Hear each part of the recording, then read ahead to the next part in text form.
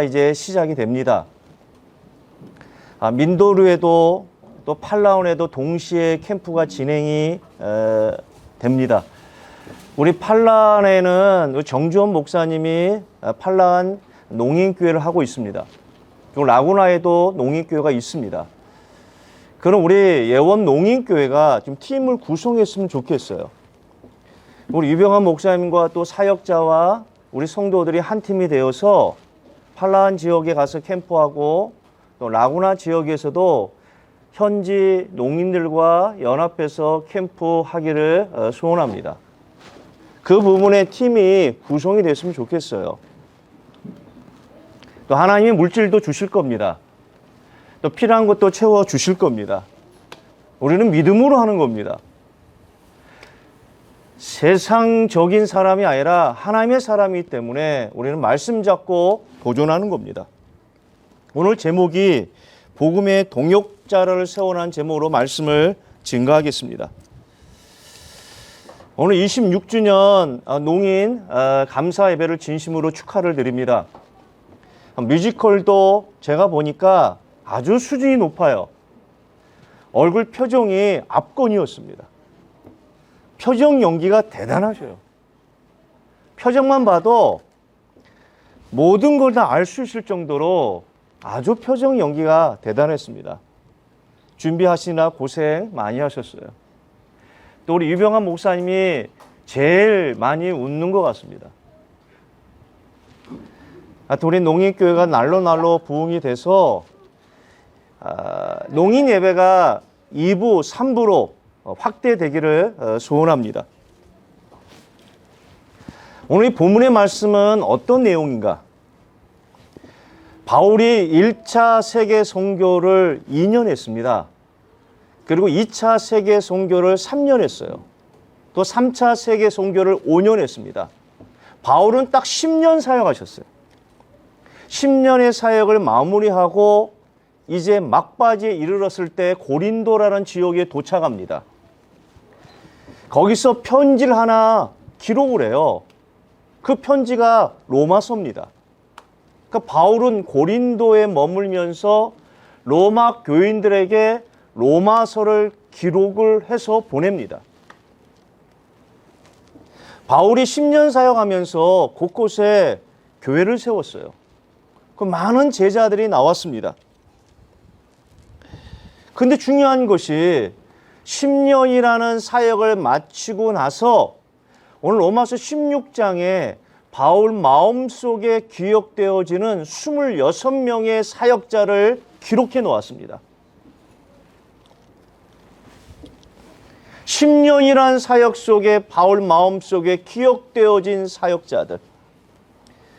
그들만 생각나면 바울은 기도가 되어지고 눈물이 나는 정말로 형제보다 더 가까운 26명의 사역자들을 오늘 로마서 16장에 기록을 했어요.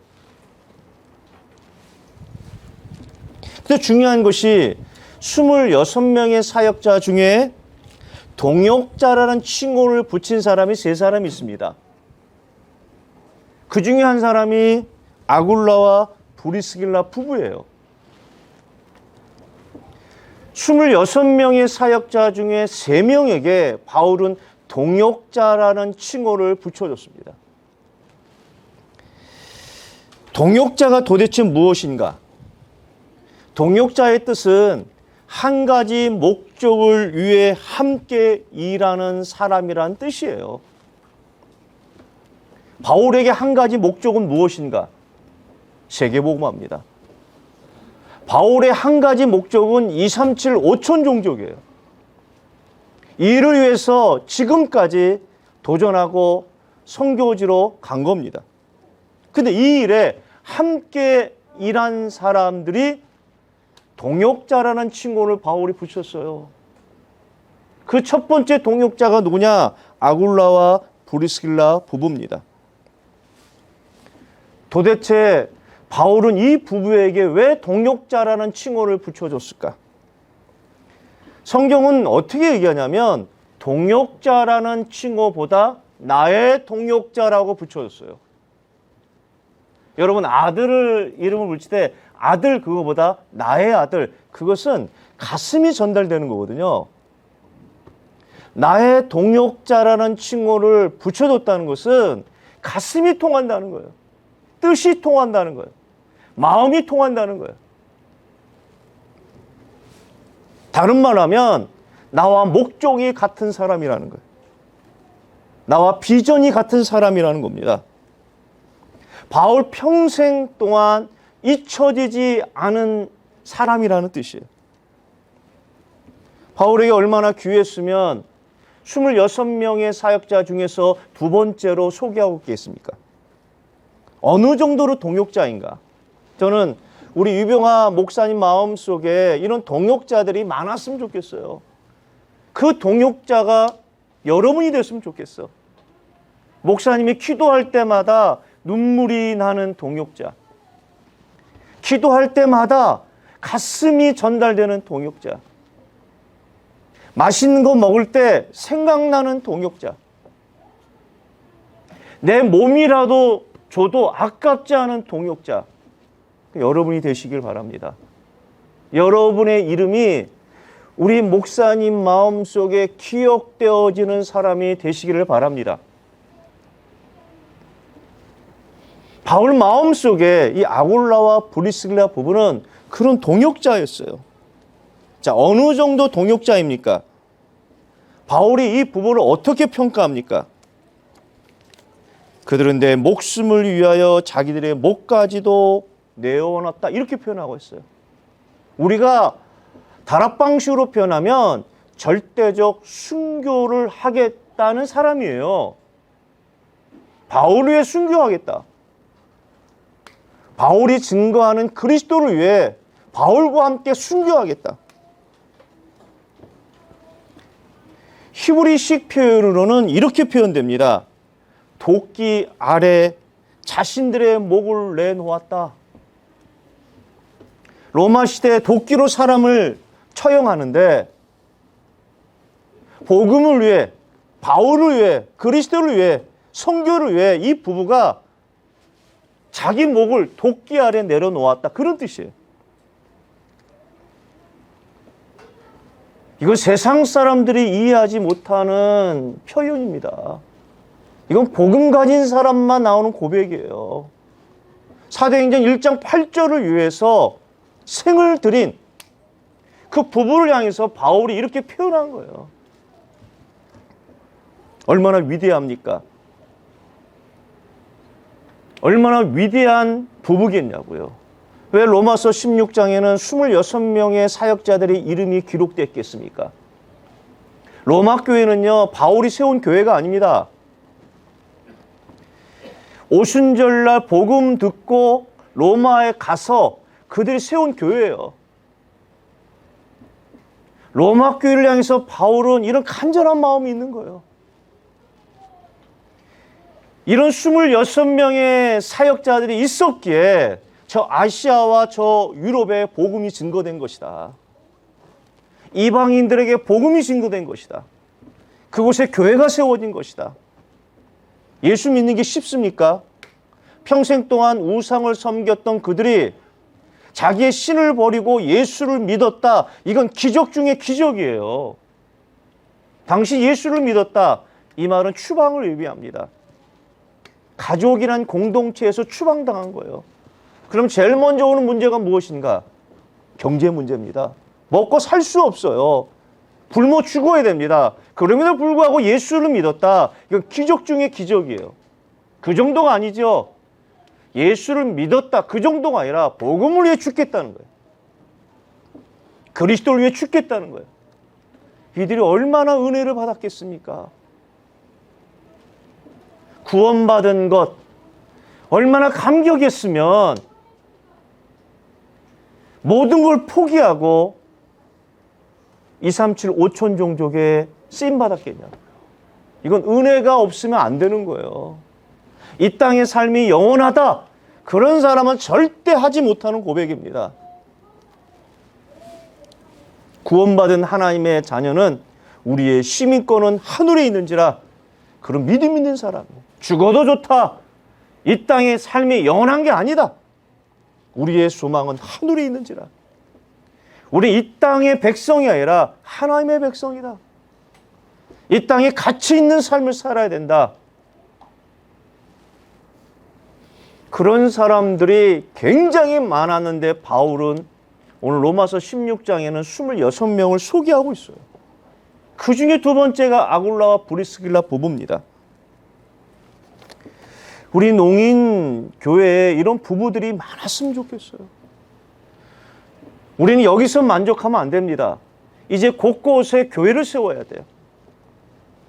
저 성북교회도 교회를 세워야 됩니다. 저 강남에도 교회를 세워야 돼요. 저 경기권에도 교회를 세워야 됩니다. 그럼 여러분들이 다 사역자가 되어야 하셔야 돼요. 여러분들이 선교사로 다 파송해야 됩니다. 그래야 서울 안에 있는 농인들을 살리지 않겠습니까? 누가 살리겠어요? 여러분이 살려야지. 우리는 수화를 못하는데요. 여러분은 하지 않습니까? 여러분 주위에는 농인들이 있잖아요. 그들과 대화하지 않습니까? 그들과 살지 않습니까? 그들과 교류하지 않습니까? 여러분은 전도자입니다. 복음을 증가하는 전도자예요. 이런 인생을 산다고 하면 아마 유병한 목사님 마음속에 기억되어지는 로마서 16장의 26명 같은 사역자가 될 줄 믿습니다. 이 아굴라 브리스길라는 이런 절대적 순교를 한 사람입니다. 바울과 동행했던 사람입니다. 자, 이들이 받은 축복은 도대체 무엇인가? 바울을 위해 선교했는데 하나님이 이들에게 어떤 축복을 주셨는가? 성경은 이렇게 얘기합니다. 이방인의 모든 교회도 그들에게 감사하느니라. 바울이 10년 사역하면서 많은 교회와 제자를 세웠습니다.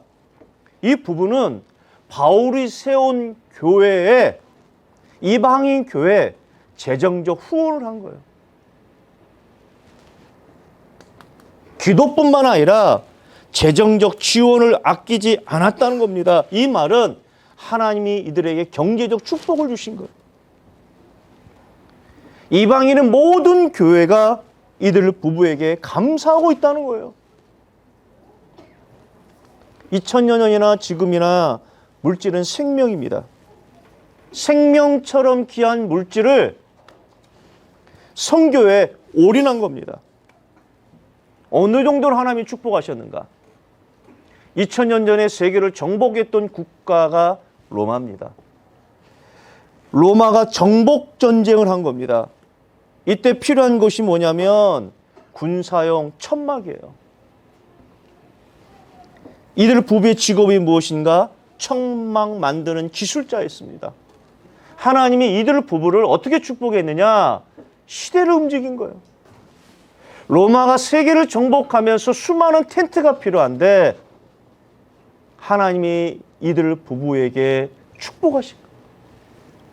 그 축복받은 물질을 가지고 바울이 세운 교회를 후원한 거예요. 다른 말로 하면 주신 물질을 가지고 선교에 올인한 겁니다. 이런 경제 축복을 받는 농인들이 이곳에 나오기를 바랍니다. 하나님이 축복하신 거예요. 왜 농인은 축복 안 하겠습니까?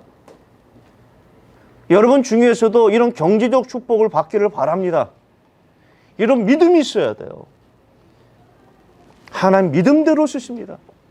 그래서 9월 달에 농인 캠프를 하라는 거예요. 우리 유병한 목사님이 태국에 갔습니다. 이제는 여기에 머무는 것이 아니라 237로 뛰어다니는 거예요. 팔라완에도 지금 농인교회가 있습니다. 라구나에도 있어요. 제가 내일부터 예배 캠프를 갑니다. 그곳에 그 농인 목사님을 만날 거예요. 그러면 2개월 남은 기간에 이제 팀을 구성하는 거예요. 라구나 예원교회 농인들과 한 팀이 돼서 캠프하는 거예요. 팔라완에 있는 농인들과 한 팀이 되어서 캠프하는 겁니다. 2달 남았어요. 믿음으로 도전하는 거예요. 돈이 없다. 하나님 쓰시지 않습니다. 믿음으로 기도하면 하나님 물질도 주십니다. 시간이 없다. 그것도 불신앙이에요. 믿음으로 도전하면 하나님이 시간도 주시고 팀도 구성해 주시고 물질도 주실 겁니다. 우리는 믿음으로 사는 존재예요. 육신의 감각으로 사는 존재가 아닙니다. 세상의 소리에 민감해서 사는 존재가 아니라 믿음으로 사는 존재예요. 이 부부가 믿음으로 도전한 겁니다. 믿음으로 바울과 한 팀이 됐을 때 하나님이 축복하신 거예요. 그럼 이들이 신앙생활의 연륜이 길었냐? 그것도 아니에요. 바울이 편지 쓸 때가 AD 57년입니다. 언제 이 부부를 바울이 만났는가? 7년 전에 만났어요. 바울의 메시지를 7년 들었어요. 바울과 첫 만남이 7년이었어요. AD 50년입니다. 이때 복음 받은 거예요. 이때 그리스도 예수 영접한 거야. 7년 만에 바울 마음속에 기억되어지는 존재가 된 겁니다. 예수를 오래 믿었다. 중요한 게 아니에요. 진짜 믿어야 됩니다. 진짜 믿는다는 게 뭘 얘기합니까? 그리스도의 말씀이 들려줘야 돼요. 하나님이 나에게 말씀하시는구나. 주의 종을 통해서 하나님이 나에게 지금 말씀하시는구나. 이것이 들려지는 겁니다. 그리고 마음에 믿어지는 거예요. 그리고 믿은 말씀대로 사는 겁니다. 삶에 적용하는 거예요. 내 생각과 다르더라도 말씀이 임하면 믿음으로 사는 거예요. 이런 사람들이 동역자입니다. 대부분의 사람들은 듣기를 싫어합니다. 그럼 믿음이 안 자라죠. 세상의 소리는 듣기를 원합니다. 세상의 매스컴은 보기를 원합니다. 말씀이 안 들어오면, 말씀이 믿어지지 않으면 하나님의 사람이 안 됩니다. 하나님의 사람이 안 되면 하나님의 일을 어떻게 하겠습니까? 세상의 사람이 되는 거예요. 세상의 흐름대로 사는 겁니다. 세상의 흐름이 뭡니까? 무엇을 먹을까? 무엇을 입을까? 무엇을 마실까? 여기에 끌려 사는 존재입니다. 그게 내 마음대로 됩니까? 많이 먹고 싶은데 돈이 있어야지. 내 마음대로 안 되잖아요. 성공하고 싶어. 내 마음대로 안 돼요. 자식이 잘 됐으면 좋겠어. 내 마음대로 안 돼요. 부자 되고 싶어. 내 마음대로 안 됩니다. 그래서 사람들이 우상 앞에 절하는 겁니다. 점쟁이를 찾아가는 거예요. 왜 찾아갑니까? 도와달라는 거예요. 내 힘으로 안 되니까 좀 도와달라는 거예요. 우상 앞에 절하면서 도와달라는 겁니다. 이것이 세상 사람이 흘러가는 방향입니다. 우리는 그런 존재가 아니잖아요. 우리는 말씀의 인도를 받는 사람입니다. 여러분들은 하나님의 사람이에요.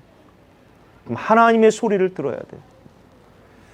하나님의 소리를 들으면 하나님의 말씀대로 살아야 돼요. 이 부부는 예수 믿은 지 7년밖에 안 됩니다. 어떻게 믿었는가? 이들은 원래 로마에 살았습니다. 로마서 18장에 보면 이 내용이 자세히 나와 있어요. 세계에서 가장 위대한 도시가 2000년 전에 로마였어요. 이들은 꿈이 있었습니다. 성공이란 꿈이 있었어요. 로마에 살면서 자기가 가지고 있는 직업을 통해 성공하기를 꿈꿨습니다. 근데 어느 날 로마에서 추방당합니다. 황제가 로마 시민권이 없는 유대인들을 다 추방시켜버려요. 그 할 수 없이 고린도에 추방당하게 온 거예요. 저는 인생을 살면서 왜 힘든가? 여러 사람들이 얘기합니다. 힘들다고 얘기해요. 죽겠다고 얘기합니다. 못 살겠다고 얘기합니다. 너무 부족하다는 게 많다는 거예요. 다 힘들다고 얘기해요. 근데 세상이 왜 힘듭니까? 예측을 못해요. 갑자기 질병이 찾아옵니다. 갑자기 사고를 당합니다. 갑자기 사기당합니다. 갑자기 부부 사이가 안 좋아집니다. 갑자기 아이에게 문제가 왔어요. 갑자기 찾아오니까 힘든 거예요. 이 부부도 갑자기 찾아왔어. 로마에서 정착하며 살고 있었는데 나름대로 중산층을 이루며 살고 있었는데 갑자기 황제가 추방시켜 버립니다. 모든 걸 내려놓고 추방당하는 거예요. 그 속에 얼마나 갈등이 있었겠습니까? 얼마나 고민이 있겠어요? 얼마나 아픔이 있겠습니까? 죽고 싶었겠죠. 요즘 여러분들 뉴스를 한번 보십시오. 어떤 부부가 초등학교 5학년 딸을 차에 태우고 바다에 빠져 자살한 거예요. 얼마나 안타깝습니까? 초등학교 5학년짜리가 무슨 죄가 있어요? 부모가 잘못한 걸 왜 아이까지 같이 죽냐고요. 그것도 외제차 타고 들어간 거야. 왜 죽었냐? 1억을 빚진 거 1억. 1억 빚이 있다고 엄마 아빠하고 딸하고 같이 죽은 거예요. 바다에 들어간 거. 사람의 가치가 이렇게 형편없습니까? 인간의 육체가 1억과 비교됩니까? 그게 죽을 일입니까? 딸이 뭘 알았겠어요? 차에 같이 타다가 그냥 강물에 들어간 거예요. 사람은 극단적인 문제가 왔을 때 이렇게 해결해요. 얼마나 어리석습니까? 이 부부도 갑자기 이런 문제가 온 겁니다. 그리고 고린도에 도착한 거예요. 추방당한 겁니다. 얼마나 막막하겠어요. 얼마나 아픔이겠습니까? 얼마나 근심이 되겠어요. 경제적 손실은 어느 정도겠습니까? 육체적으로 정신적으로 상상 이상의 고통이었습니다. 마음이 완전히 무너진 거예요. 삶이 완전히 무너졌습니다. 그런데 이상하지요. 하나님은 그때 복이라고 얘기합니다. 인간이 얼마나 완악합니까? 자기 멋대로 살아요. 자기 생각대로 삽니다. 하나님의 말씀을 듣기를 거부합니다. 나 중심으로 살아요. 물질 중심으로 삽니다. 성공 중심으로 삽니다. 얼마나 악한 존재입니까? 그런데 실패하니까 어느 순간 귀가 열려요. 실패하니까 어느 순간 마음이 열려요. 고난이 오니까 어떻게 해요? 심령의 문이 열립니다. 그래서 성경은 이렇게 선포합니다. 심령이 가난한 자는 복이 있다 이렇게 얘기해요. 언제 심령이 가난합니까? 고난이 왔을 때 가난해요. 언제 심령이 가난해집니까? 문제가 왔을 때 가난해지거든. 이들 부부가 심령이 가난해진 거예요. 고린도에 도착했을 때 심령이 가난해진 거예요. 귀가 열린 거예요. 이때 바울과의 만남이 이루어진 겁니다. 바울이 증거하는 그리스도를 그들이 들은 겁니다. 바울이 증거하는 그리스도의 복음의 메시지를 듣고 깨달은 겁니다. 그리고 영접한 거예요. 새로운 인생을 산 겁니다. 전에는 나를 위해 살았던 인생이 이젠 복음을 위해 사는 거예요. 전에는 성공을 위해 살기 위해 몸부림던 인생이 이젠 그리스도를 위해 산 거야. 그리고 바울에게 1년 6개월 동안 계속적으로 말씀을 공급받은 거예요. 말씀의 능력이 참 위대해요. 그 옛 생활이 무너집니다. 그 가치관이 무너집니다. 물질 중심의 사고에서 이젠 그리스도 중심의 사고로 바뀝니다. 전에는 무엇을 먹을까 마실까 입을까 인생에서 이젠 그 나라와 의를 구하는 인생으로 바뀌어버려요. 이게 말씀의 능력이에요. 농인교회 부흥의 첫 시작은 말씀입니다. 말씀이 선포되는 장소에 여러분들이 있어야 돼요. 그게 복이에요. 말씀이 얼마나 위대한지 아십니까? 제가 호흡기도국에서도 메시지를 준 거예요. 그걸 한 달에 한 번 정도 암 환자들을 함께 같이 기도합니다. 모인 사람들이 다 암 환자예요. 암 수술하고 모인 사람도 있습니다. 재발해서 모인 사람도 있어요. 어떤 분은요, 말기 환자도 있어요. 언제 죽을지 몰라. 근데 이상하죠? 하나님 말씀이 들어가면 표정이 달라요. 하나님 말씀이 임하니까 근심이 사라져요.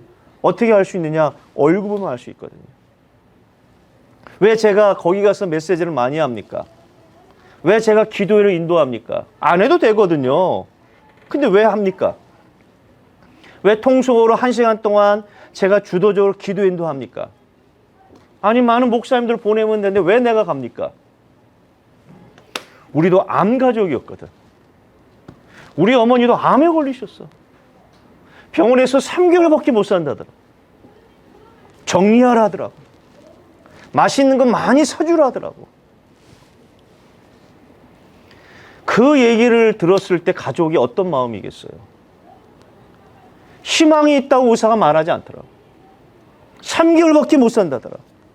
그것도 오래 살면 3개월이래요. 그때 저는 의사의 눈빛을 보면서 참 잔인한 사람이다. 가족들이 보는 앞에서 그냥 얘기해요. 암 환자를 많이 만나다 보니까 그냥 툭툭 던집니다. 그 사형 선고를 받자마자 우리 가족이 다짐한 게 있어요. 예배드리자. 가정 예배드리자. 새벽 6시에 가정 예배드린 거예요. 저녁 6시에 가정 예배드린 거예요. 그때 복음도 몰랐어요.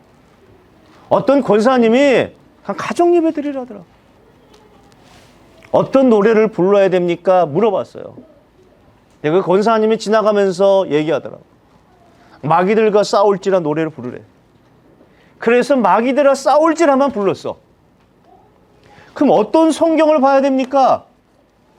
그랬더니 열왕기상 21장의 말씀을 보라더라. 그래서 성경을 본 거예요.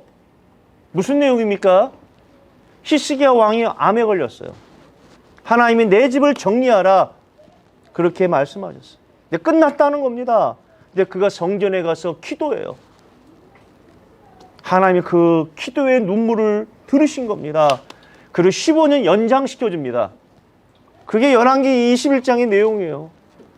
그걸 매일 읽은 거예요. 6개월 동안. 아침 저녁으로. 근데 이상하죠? 역사가 일어난 겁니다. 생명이 연장된 거예요.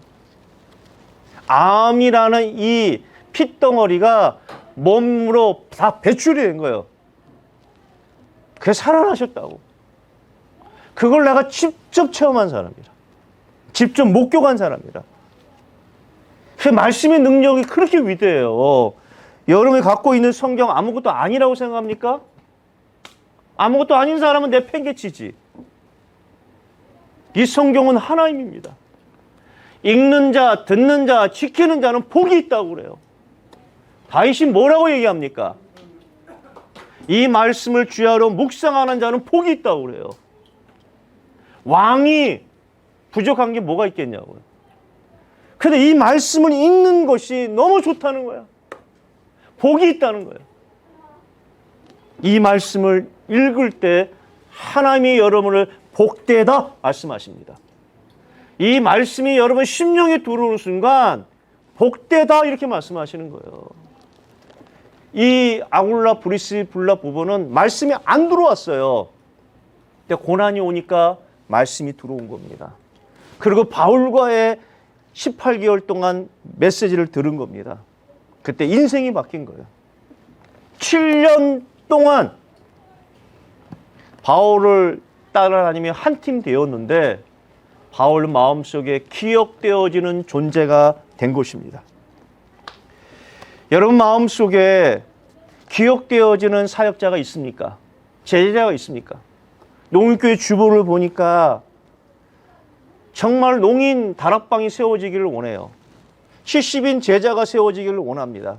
곳곳에 말씀의 플랫폼이 세워지기를 원합니다. 누가 합니까? 여러분이 해야 돼요. 그런 사람을 동역자라고 얘기하는 겁니다. 주의 종의 마음 속에 나의 동역자가 여러분이 되셔야 돼요. 그럴 때 하나님께서는 이곳을 뛰어넘어 제2의 농인교회를 세워주고 제3의 농인교회를 세워주고 서울 안에 있는 이 농인들에게 이 복음이 증거될 겁니다. 이런 가치 있는 복음의 동역자가 되기를 예수 그리스도의 이름으로 축복합니다. 여러분만이 할 수 있다는 믿음을 가지고 도전하시길 바랍니다. 기도하겠습니다. 하나님 감사합니다. 여기 계신 모든 분들이 복음의 동역자가 되기를 원합니다. 이분들에게 메시지를 허락해 주옵소서. 이분들이 그리스도의 말씀이 들려지게 하여 주옵소서. 그리스도의 말씀이 믿어지게 하여 주옵소서. 이제는 그리스도의 복음의 메시지를 증거하는 동역자가 되게 하여 주옵소서. 이들을 우리 하나님이 사용하여 주옵소서. 예수 그리스도의 이름으로 감사하며 기도드리옵나이다. 아멘.